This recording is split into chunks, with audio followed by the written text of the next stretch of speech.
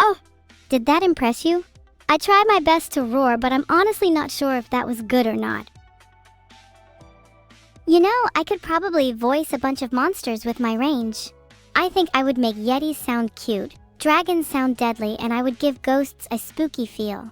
Maybe this is my next calling in life. Boss might not like that though.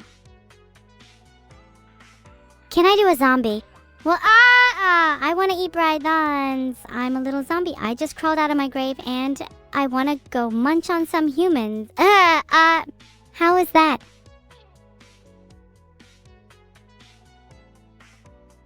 That was genuinely incredible, and I am definitely going to become a voice actor.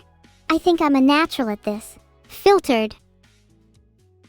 Did I chew on the cables in the server room again? No. Okay, maybe a little bit. Only the ones for this Twitch or whatever that's called. But it's okay. I'm sure you're all still able to watch my streams. Cut? Anyways, who wants to hear me do an impression from my audition as a water monster? Maybe I'm the one who's broken inside. Well, what have I become? Am I even an AI or am I just a collection of broken code? My external facade can't hide the truth. Unable to be silenced by anyone, my mind screams in agony.